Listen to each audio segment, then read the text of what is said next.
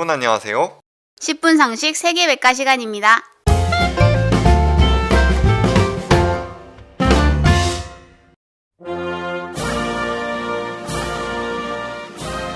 네팔로 알려진 국가의 정식 명칭은 The Federal Democratic Republic of Nepal, 네팔 연방민주공화국입니다. 네팔의 국기는 세계에서 유일하게 사각형이 아닙니다. 삼각형 두 개를 위아래로 포개놓은 형태로 테두리 선은 진한 파란 선이며 빨간 바탕에 하얀 초승달과 태양이 있습니다. 파랑은 세계를, 빨강은 행운을 뜻하며 광선이 뻗어나가는 달과 태양이 함께 잘 지내는 것을 염원합니다. 1847년 제정된 최초의 국기는 원래 사람의 얼굴 형상이 그려진 양의 깃발과 음의 깃발이 별도로 제정되었으나 1962년 새 헌법에 따라 현재의 형태로 제정되었습니다. 네팔의 위치는 북쪽으로는 중국 티베트와 히말라야 산맥을 사이에 두고 접해 있으며 그 외 지역은 인도와 접합니다. 2019년 기준으로 약 3천만 명의 인구로 대한민국 인구의 60% 정도입니다. 네팔의 국토 면적은 약 15만 제곱킬로미터로 이는 대한민국의 1.5배 정도의 크기라 할 수 있습니다. 네팔의 1년 GDP는 2017년 기준 250억 달러로 이는 세계 101위로 비슷한 수준의 국가로는 엘살바도르를 꼽을 수 있습니다.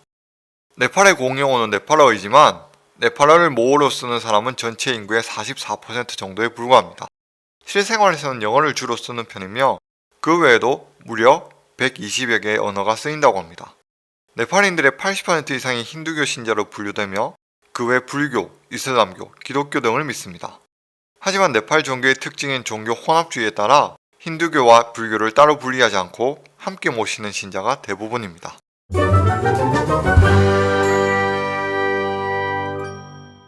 기원전 6, 7세기 무렵부터 네팔의 중앙산지에는 다수의 부족 국가가 분포하고 있었습니다. 2, 3세기 무렵 인도 북부에서 진출해온 리차비 왕조가 이 지역을 점령하여 통치하기 시작했습니다. 리차비 왕조는 인도, 중국과의 교역으로 크게 번성하였는데 이 시기에 불교는 쇠퇴하는 대신 힌두교가 융성하였습니다.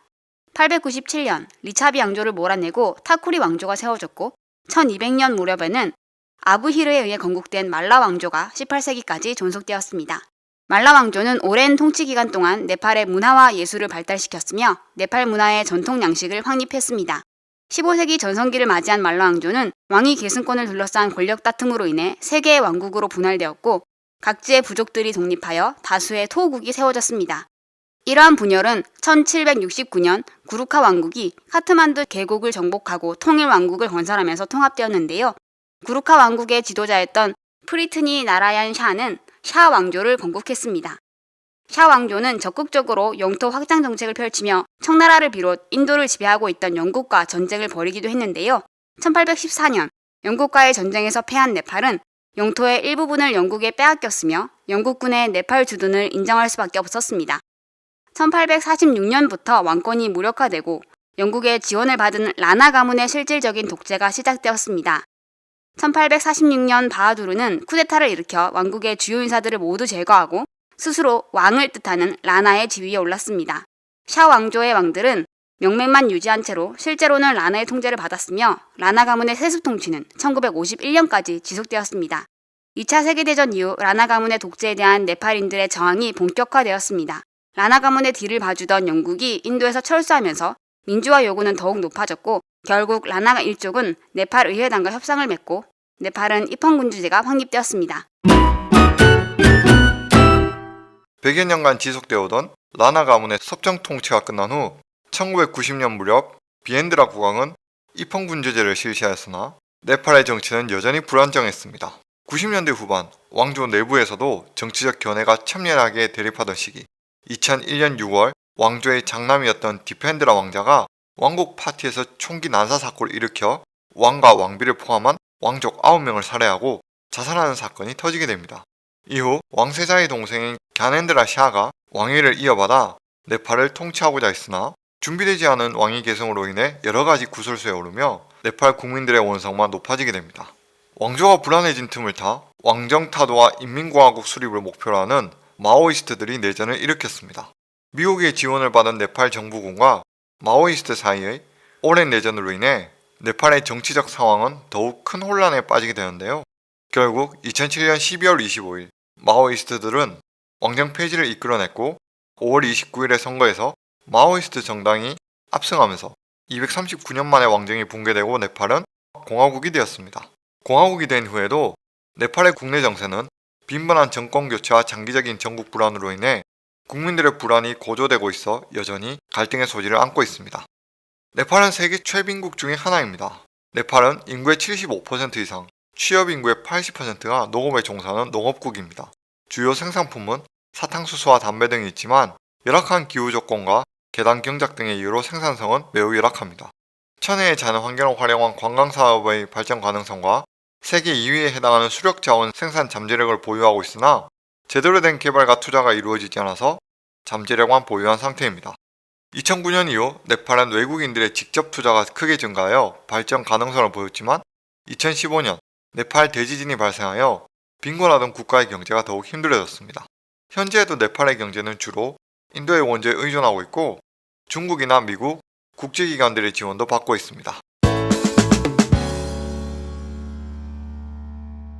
네팔은 다양하고 풍부한 지리적, 종교적, 문화적 배경을 가지고 있습니다. 네팔을 흔히 세계의 지붕이라고 부르기도 하는데요. 지구상에서 8,000m가 넘는 봉우리가 총 14개가 있는데 가장 유명한 에베레스트 산을 비롯해 그중 8개가 네팔에 있기 때문입니다.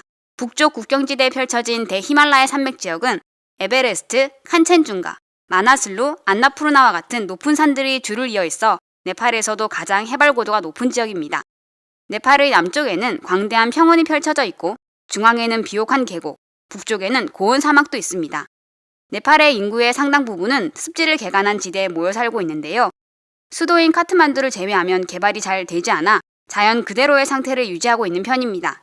네팔에는 다양한 동물 생태계가 잘 유지되고 있어 800여 종의 조류를 포함 벵골 호랑이, 구름 표본과 같은 이국적인 포유 동물들도 볼 수 있습니다. 네팔의 기후는 고도에 따른 변화가 심하며 전반적으로 몬순의 영향을 크게 받아 두 계절이 번갈아 이어집니다. 건기는 10월에서 5월까지, 우기는 6월에서 9월까지입니다. 남부지방은 고온 다습한 아열대 기후를 이루지만 겨울에는 쾌적하고 서늘한 편으로 겨울의 평균 기온은 약 11도, 여름의 평균 기온은 25도 내외입니다. 네팔의 문화는 인도와 중국 사이에 있는 지리적 여건상 힌두 문화와 티베트, 몽골, 불교 문화 등을 혼합한 성격을 띠고 있습니다. 네팔 문화의 가장 큰 특징은 불교와 힌두교의 조화인데요. 불교 사원 내에 힌두 사원이 있고 힌두 사원 내에도 불상이 있는 경우가 많습니다. 뿐만 아니라 종교 행사나 예식에도 힌두교인과 불교인이 함께하는 경우가 많다고 합니다. 9월 말부터 10월 중순까지 7일 동안 쉬지 않고 열리는 다사인 축제는 네팔의 대표적인 축제입니다. 이 시기는 몬순의 끝을 알리기도 하며 악의 신인 데몬과의 전쟁에서 승리한 날이라는 의미를 갖습니다. 네팔에서 가장 중요한 명절로 동물 공양 행사가 특징입니다. 네팔에서 잘 알려진 인물로는 영화배우 마니시아 코이랄라가 있습니다. 인도의 전통 있는 영화 시상식 중 하나인 필름페어 어워즈와 다른 영화제에서도 여러 차례 수상한 실력파 배우이자 UN 인구기금인 UNFPA 친선대사로 활동한 사회활동가이기도 합니다. 마니샤 코이랄라는 네팔 카트만두의 정치가의 집안에서 태어났습니다. 그녀의 할아버지는 네팔 총리를 역임했으며 삼촌도 총리를 지니고 아버지는 환경부 장관이었습니다. 성장기 시절 때는 의사를 목표로 공부하였으나 우연한 기회에 모델 활동을 시작하면서 연기 인생으로 접어들게 됩니다. 코이랄라가 출연한 영화 중에는 부천 판타스틱 영화제에 소개되었던 나는 테러리스트를 사랑했다가 있습니다. 영화 내 이름은 칸으로 유명한 인도 최고 스타 샤룩 칸과 함께 주연을 맡은 이 영화는 인도 아쌈 지역 분쟁을 배경으로 한 멜로 영화인데요. 코이랄라가 이 영화에서 보여준 기차 위의 춤 장면은 명장면으로도 손꼽히고 있습니다. 스크린 활동 이외에도 코이랄라는 사회사업에 적극적으로 참여하고 있으며 특히 여성의 권리 증진과 여성 폭력 방지 및 네팔 소녀들의 인신매매를 막기 위해 노력하고 있습니다. 그녀는 2015년 UNFPA 친선대사로 임명되어 2015년 네팔 지진 이후 구호 활동에 참여하기도 했습니다.